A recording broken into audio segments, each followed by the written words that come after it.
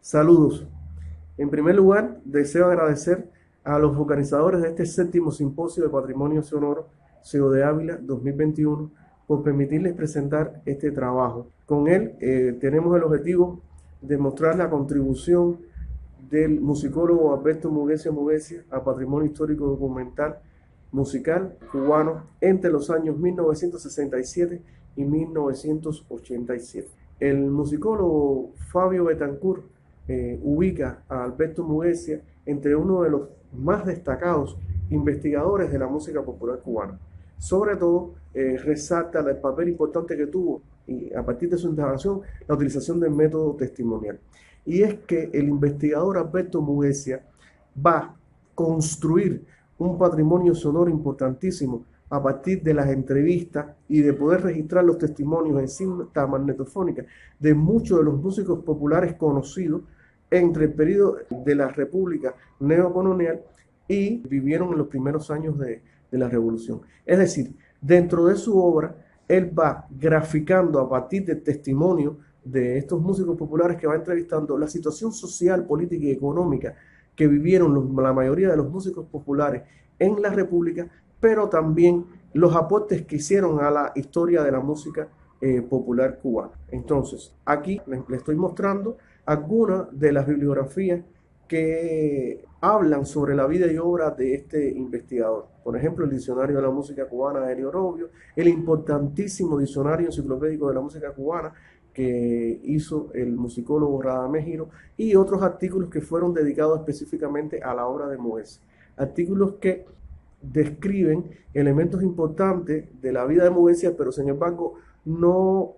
profundizan en la importancia que tiene la obra de él desde el punto de vista testimonial y desde el punto de vista de haber logrado un patrimonio histórico documental a partir de registro sonoro de determinadas cintas magnetofónicas que se encuentran hoy en el fondo homónimo, es decir, en el fondo Alberto Muguecia de la Biblioteca Nacional, que son más de 500 y que atesoran todos los testimonios que él logró recoger, y también música, mucha música que estos músicos le fueron interpretando a partir del diálogo y las entrevistas que él supo realizar. Por lo tanto, en nuestra opinión, la obra historiográfica de él, que se genera a partir de todo este testimonio que él logró recoger y que se encuentra plasmado, como ya dije, en cintas, son un aporte importantísimo a la hora de poder analizar la historia social de la música popular cubana. Para hablar un poquito de la vida de Alberto Muguecia, nosotros la dividimos en dos etapas. Una primera etapa es que a partir de su nacimiento en Oriente, en Santiago de Cuba, era santiaguero, y que va a abarcar toda su lucha revolucionaria como estudiante. Es importante porque esto marca mucho su vida y después la impronta que va a tener en su obra, ¿no? Por eso ahorita le decía que era importante cómo él va a reflejar mucho en su obra publicada, en las diferentes tipologías, en artículos, en ensayos, la vida social, la vida política y social de estos músicos, además de, por supuesto, los aportes musicales. Y esto tiene mucho que ver también toda su incorporación a la clandestinidad y sobre todo desde la Universidad de Oriente, que él estuvo junto a Fran País y junto a otros que se incorporaron al movimiento revolucionario. Y esto le trajo como consecuencia que tuvo que abandonar Santiago de Cuba en el año 58, 1958, y venir hacia La Habana. Y ya en La Habana comienza a ejercer, a partir del triunfo revolucionario en el 59, como abogado, que era la carrera que se estaba desempeñando. Y a partir del año 1969 se incorpora a la Biblioteca Nacional, pero ya no como abogado, sino como investigador del Departamento de Música. Llega ya con un artículo publicado por aquel entonces en la revista Cuba, sobre Miguel Matamoros, alguien que después vamos a especificar porque fue un eje importante en su obra. Y hablando de esos ejes, por ejemplo, la temática, la obra de él, nosotros siempre decimos que tiene un camino interesante porque va desde los testimonios en cintas magnetofónicas hasta después la plasmación de los mismos, donde las temáticas fundamentales va a ser el estudio biográfico de estos músicos, compositores, intérpretes y los géneros de la música popular que ellos van a abordar. Aquí pueden observar cómo les pongo algunos nombres, porque bueno, por la cantidad de artículos importantes, resaltar los trabajos que él hizo sobre Miguel Matamoros, Rosendo Ruiz, Electro Rosell. Ya ustedes ven cómo la trova tiene una importancia en sus publicaciones, y la trova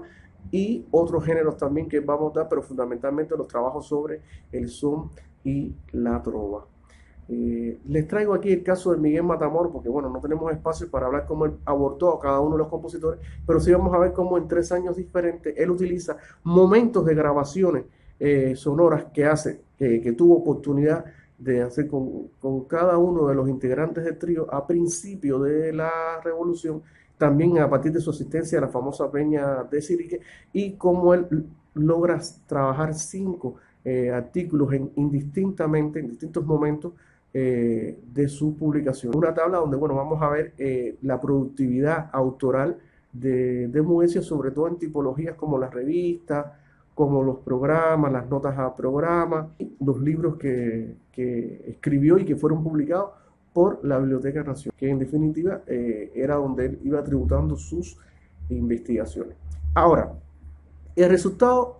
que quedó plasmado en este patrimonio, para mí, patrimonio sonoro, de las cintas magnetofónicas que después, a partir de ahí, él logró sus publicaciones, también generaron publicaciones de otros autores. Es decir, su obra historiográfica generó fuente para el trabajo de otros autores, como pueden ver en este diagrama, es decir, importantes, destacados musicólogos